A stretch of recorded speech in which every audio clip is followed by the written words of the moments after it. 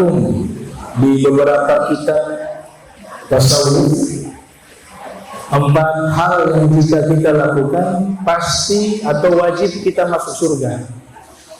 Tujuan kita kan di dalam melakukan amal soleh, ibadah, tujuan utama agar kita masuk ke dalam surga. Bahkan jadi doa yang kita selalu bacakan, Rabbana atina fid dunya hasanah wa fil akhirati hasanah wa qina adzabannar. Jadi kalau ibu-ibu lakukan 4 hal ini, wajabat lahul jannah, diwajibkan masuk ke dalam surga. Arba'u khisal man 'amila biha wajabat lahul jannatu. 4 perkara yang jika seseorang melakukannya diwajibkan bagi dirinya masuk ke dalam surga. Yang pertama, at-taqwa ala manhajis sahih, yaitu melaksanakan ketakwaan kepada Allah di atas jalan yang benar. Karena ada orang-orang dari golongan kaum muslimin yang mereka ketika bertakwa kepada Allah tidak berada di atas jalan yang benar, walaupun dia muslim, itu ibadahnya menjadi rusak. Contoh, sekelompok orang meyakini Allah itu berfisik, Allah Ta'ala duduk, Allah Ta'ala bisa berdiri, Allah Ta'ala punya mata, punya hidung, punya telinga, dan keyakinannya Allah itu berfisik seperti itu. Nah, ini di atas jalan yang keliru. Dia masalah akidah tapi berefek merusak ibadah kita. Maka kita harus belajar ilmu akidah kepada guru-guru yang bersanad, yang mengajarkan masalah akidah di atas manhaj as-sahih, di atas jalan yang benar. Yang kedua, ijtinabul ma'asi. Semua larangan Allah kita tinggalkan secara total. Manusia yang baik bukan berarti manusia yang tidak punya dosa, tidak. Kullu bani Adam khata'un wa khairu khata'in at-tawwabun. Semua anak Adam pasti punya dosa, pasti punya salah. Ini sabda Rasul. Akan tetapi manusia yang baik ketika memiliki kesalahan dia mau bertobat. Jadi tidak mungkin kita berusaha menjadi manusia yang tidak punya dosa, tidak akan bisa tercapai hal itu. Tapi manusia yang baik ketika melakukan kesalahan dia mau memperbaikinya.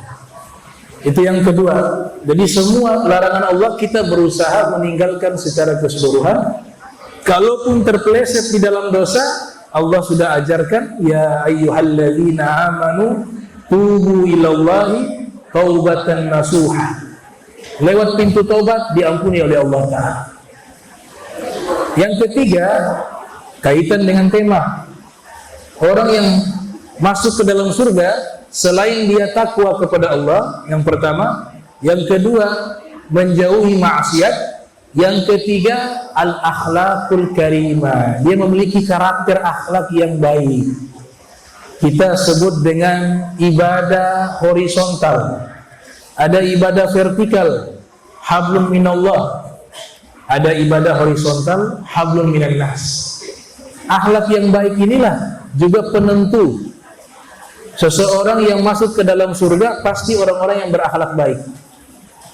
Nabi katakan di dalam hadis yang dinukilkan oleh Imam Ahmad bin Hanbal yang lahir tahun 164 Hijriah, wafat 241 Hijriah, Rasul bersabda, la yadkhulunal jannata illa nadhif fatanazzafu. Tidak ada seorang pun yang masuk ke dalam surga melainkan mereka adalah orang-orang yang baik dan bersih. Makna bersih di sini akhlaknya baik, suci hatinya, dan dia selalu mensucikan seluruh 7 anggota tubuhnya, baik dari najis yang kelihatan ataupun najis yang tidak kelihatan. Najis yang tidak kelihatan adalah dosa. Najis yang kelihatan yang menghalangi sahnya sholat. Nah itu Nabi katakan yang masuk ke dalam surga orang-orang yang bersih. Yang keempat, tathhirul qalb, hati bersih, tidak ada di dalamnya al-amrad al-qalbiyah, penyakit-penyakit hati. Iri hati kepada orang tidak ada, sombong tidak ada, ujub tidak ada di hatinya, riya tidak ada di hatinya, sum'ah tidak ada di hatinya, dengki tidak ada di hatinya. Ini semua penyakit-penyakit tidak ada di hatinya. Kalau 4 hal ini ibu-ibu lakukan, wajib masuk surga. Jadi Islam itu ilmunya begitu luas.